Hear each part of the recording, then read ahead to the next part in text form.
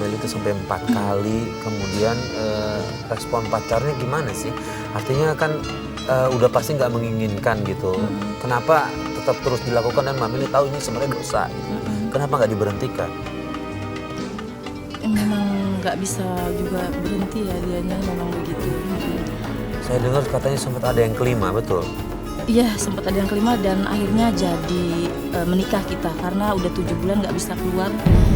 Kita menikah dalam posisi saya hamil 7 bulan. Mohon maaf, di kandungan yang kelima itu tetap usaha mau mengaborsi Iya, juga? dan sudah habis Ya 1 Allah. papan obat itu. Lumayan. Untungnya anak kita nggak kenapa-napa, sekarang udah 13 tahun umurnya anak. Umurnya 13 tahun, terus kemudian menikah? Enggak, maksudnya untungnya Enggak, maksudnya anak setelah hamil yang kelima kita menikah? menikah di usia kandungan udah besar. Ya Allah, ini mungkin Allah melindungi nih Pak Ustaz. Udah usaha untuk mengaborsi dengan berbagai macam obat, tapi tetap anak itu sehat. Iya. Jadi begini Mas Fer, ada dialog menarik begini. Jadi ketika bayi kita dalam janin, wa nafakhtu fihi mir ruhi, kata Allah, aku tiupkan ruhku kepada anak ini kemudian tumbuh kehidupan. Tiba-tiba ada jarum, ada obat dari luar.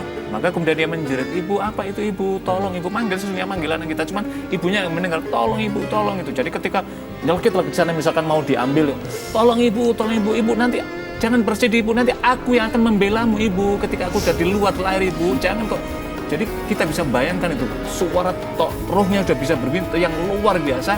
Tetapi karena kekalutan orang diliputi nafsu setan yang luar biasa, orang menjadi padahal apa? Anak ini ketika keluar, dia memanggil dia, nanti aku akan membelamu ibu ketika engkau ada yang menyakitimu, aku akan membelamu ibu ketika pada saat itulah sesungguhnya anak begitu hilang. Maka jadi anak ini ketika sudah hilang satu, hilang semua, tinggal yang terakhir nyawanya itu masih menjerit akan membela padamu dan minta tolong ibu, ada yang menyakiti ibu. Jadi bisa dibayangkan Mas Ardian lah, banyak orang yang ketika sudah berkeluarga bertahun-tahun berbagai macam cara dilakukan supaya mendapatkan anak. Jadi anak itu adalah karunia Allah. Maka jangan sampai ada anak manusia siapapun dia yang terbersit kemudian untuk melakukan perbuatan seperti yang kasus yang menimpa pada kesempatan kali ini. Iya, Mbak Meli pada saat proses kemudian anak kelima itu lahir, normal semuanya? Lahir normal, tapi dalam posisi dia kaki duluan. Sepertinya itu dosa saya mungkin ya Mas Farid ya. Jadi saya merasakan itu sebagian dari dosa-dosa yang udah saya lakukan dulunya gitu. Jadi Allah memberikan saya hukuman gitu. Susah sekali, sulit sekali, pendarahan hebat sekali gitu. Lalu keluarnya pun susah sekali gitu. Kaki satu persatu. Itu prosesnya berapa lama dari mulai sampai akhirnya? 2 hari saya udah mulai merasakan. 2 hari sebelum lahir. 2 hari berturut itu menderita terus seperti itu. Sakit sekali. Masya Allah, ini kuasa berjuang hidup dan mati nih kalau Bisa, untuk melahirkan. Cuma Mbak Meli ini merasa itu bagian dari mungkin dosanya dia, kenapa proses melahirkan anak yang kelimanya itu lama. Yang pertama begini Ustaz. Ya. Kelahirannya tidak diinginkan, itu saja sudah membawa persoalan secara psikis. Makanya para pemirsa, para suami istri, kalau ada istri yang sedang hamil, mungkin dia merasa nggak happy, hiburlah dia, yakinkan dia, jangan sampai kandungan di dalam dirinya itu beban, karena ini akan berpengaruh secara medis dan secara psikis dia dan medis. Banyak kita berjalan dengan medis begitu dia. Jadi orang dibuat happy sekali. Dan yang kedua, orang melahirkan itu perjuangan maut antara hidup dan mati. Makanya Nabi menyatakan, ketika ada suami istri, seorang istrinya sedang mengandung, kemudian melahirkan, kemudian ternyata takdir Allah menyatakan dia meninggal saat melahirkan, maka dia itu seperti mati syahid.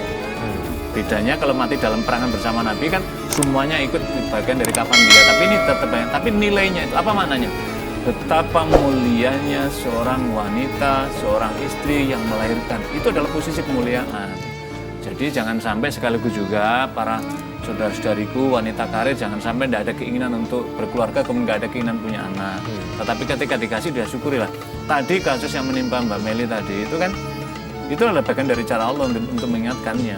Itu baru sebagian kecil, ujiannya kecil, bahkan orang bisa sampai maut, apalagi tadi kan proses kelahiran sampai 2 hari itu, jangankan 2 hari. Saya menyaksikan betul karena saya di Allah karuniai anak 3, saya senantiasa istri saya itu saya pangku, karena saya dokter mengizinkan, harus diizinkan karena itu adalah supaya saya merasakan ini adalah bagian perjuangan sehingga saya bisa menghargai istri saya bisa memuliakan istri saya, itu bagian dari orang mengerti dalam potensi. Tadi ini adalah sebenarnya bagian dari peringatan Allah kepada Mbak Meli. Karena itulah Mbak Meli harus, ini dosa yang luar biasa Mbak Meli, maka harus dituntut dengan tobat kepada Allah. Amin. Kemudian sikapnya suami gimana? Karena kan ini bisa dipastikan anak yang tidak diinginkan. Sudah 4 bahkan sampai yang tidak diinginkan. Sikap suami bagaimana? Masih sama cuek dan kerasnya itu masih dia tidak bisa hilang sifatnya. Masih Sifat kerasnya tetap tidak bisa hilang. Maksudnya kerasnya udah mulai kekerasan fisik atau verbal aja, ngomong aja? dari ucapan, tapi kalau memang sayanya melawan gitu kan, dia bisa langsung ke fisik. Pernah ada kejadian apa enggak yang dia langsung melakukan kekerasan fisik gitu? Iya, pernah waktu saya ingin bekerja dan dia suruh saya untuk berhenti bekerja ya kan, dengan alasan dia kan kayak merasa kepala rumah tangga, harusnya dia yang bekerja jadi bukan saya kayak gitu ya. Tapi saya ingin membantu keuangan keluarga karena memang kurang gitu. Misalnya anak kami kan ada 4 ya, jadinya kurang gitu. Tapi dia tetap bersikeras nggak boleh. Pada saat itu aku ya segala baju-baju dibuang-buangin, kaca dipecahin semua, kayak marah besar banget gitu. Aku berangkat kerja dulu. Apa? Dengerin ya. Aku sudah berulang kali ngomong sama kamu. Jangan kerja ya, jangan kerja. Punya kuping gak sih? Mas, tapi kan Mas tahu, aku ini tulang punggung keluargaku, Mas. Aku tuh butuh uang buat biayain ibuku, Mas. Kamu tuh ya bantah terus. Enggak, Mas, aku harus kerja. Kalau aku nggak kerja, ibuku makan apa, Mas? Beli obatnya gimana? Dengerin ya. Kamu tuh ya nurut sekali-sekali sama suami. Nurut. Jangan kerja ya, jangan kerja. Kamu kasih nafkah aja, Mas. Nggak cukup buat kebutuhan keluarga kita. Gimana kalau aku nggak kerja? Nantinya kita makan apa, Mas? Pokoknya aku mau kerja. Kamu tuh ya. Mau kerja nggak? Gua bilang jangan kerja. Jangan kerja. Kalau memang kamu tidak mau nurutin apa kata-kata saya, pergi aja gitu, suruh pergi. Tapi ya dibawa ke rumah lagi, maksudnya disuruh pulang lagi. Tapi kalau lagi marah ya begitu, seakan-akan saya kayak udah nggak dibutuhin banget. Dia sendiri kerja? Dia sendiri kerja. Oke, saat ini mungkin oke lah, suami punya ego sama istri, berasa bertanggung jawab sama rumah tangganya, tapi ketika istri mencoba membantu dia justru berbuat kasar sama istrinya nih Pak Ustadz. Ya. Jadi gini, memang tanggung jawab ekonomi itu sepenuhnya kepada seorang suami. Suami berkewajiban mencukupi, tetapi dalam konteks kehidupan modern ini kan ada wanita-wanita yang sudah bersekolah, sudah berpendidikan baik, dia ingin mengamalkan, mengaplikasikan ilmunya itu kemudian dengan cara bekerja di luar. Tapi juga perlu kompromi. Kalau misalkan suaminya ini bisa memenuhi semua kebutuhan, mungkin bisa di situ. Lah kalau ada wanita-wanita, para istri yang kemudian ingin bekerja, memang harus seizin suaminya supaya. Nah, tapi kalau suaminya misalkan, mohon maaf, misalkan ekonominya nggak mencukupi, kemudian istri nggak boleh, terus apa kan gitu lah. Suami ketika bekerja itu bukan berarti akan mengurangi tanggung jawab seorang suami, bukan. Tapi ini adalah tujuannya adalah membantu. Lah istri akan mendapatkan kemuliaan karena ikut meringankan beban tadi itu, bukan berarti bergeser. Kan banyak sekali yang kemudian bergeser, akhirnya suaminya berjadi di rumah, istrinya di luar, yang tidak dibolehkan dalam konteks agama. Yang kedua, ketika ada istri, kasus misalkan Mbak Meli tadi sudah menjadi istrinya, kemudian bekerja dan kemudian emosinya meledak, ini juga tidak arif, tidak dibolehkan dalam agama. Bagaimana cara mencegah istri, bagaimana cara mendidik istri, cara mengarahkan istri, maka pengaran-pengaran semuanya itu tidak boleh satupun yang dilakukannya melanggar ketentuan agama. Mengajak kebaikan, maka tidak boleh dalam rangka mendesak kebaikan itu melakukan kezaliman. Menghentikan keburukan dengan cara berbuat buruk itu juga tidak dibolehkan. Jadi masing-masing ada porsinya secara proporsional dan seadil-adilnya dalam rangka apa? Kemaslahatan dalam berkeluarga itu. Apalagi tadi sampai banting itu, sekali lagi ini bukan bagian dari tipe laki-laki yang baik. Laki-laki yang baik itu akan menjaga tanggung. Iya.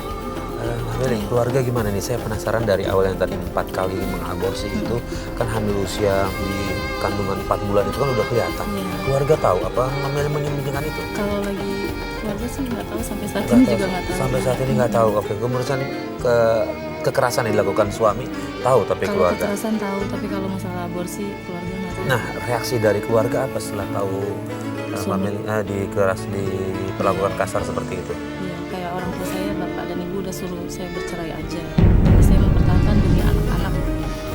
Karena saya memang nggak mau kan masih ada bapaknya hidup, tapi mana nih bapaknya nggak ada kayak gitu kan ya. Maksudnya saya nggak mau tuh jadi anak-anak mentalnya terganggu gitu karena ada bapak itu. Oke, terus suami gimana setelah ada tuntutan dari keluarganya Mbak Mili untuk bercerai? Suami responnya kayak gimana? Dia malah nantangin sih sebenarnya. Malah nantangin. Ya udah cerai aja, tapi nggak cerai-cerai juga. Dan berucap kata cerai itu udah sering banget. Dia udah sering Setiap banget kali marah selalu ucap cerai. selalu ucap cerai. Pak Ustadz, ini artinya selalu sudah lebih dari 3 kali, betul? Bisa lebih dari 3 Iya. kali. Maksudnya ucapannya begini Mbak, ucapannya masih begini, kamu saya cerai loh, atau kamu seperti ibu gua, itu juga namanya biar itu bisa. Atau ya kalau kamu cari ya cari aja, begitu maksud saya. Itu tidak jatuh kalau itu yang dimaksud. Tapi kalau kamu saya ceraikan ini. Nah, tapi gini Mas Farid ya, ketika kasus ini ada 2 pandangan. Kata Sayyidina Umar, ketika orang itu sedang marah maka tidak jatuh talaknya. Karena orang marah, sama dengan hakim. Hakim itu ketika marah tidak boleh memutuskan perkara. Jadi itu hebat. Hakim dalam keadaan lapar juga nggak boleh memutuskan perkara. Hakim dalam keadaan emosi juga boleh. Hakim dalam posisi yang sangat dalam. Sama dengan kalau kita analogkan kasus ini. Jadi Umar tidak mengizinkan orang yang sedang amarah. Jadi orang yang sedang marah, apapun yang berbuat kepada istrinya, dia tidak masuk dalam kategori itu.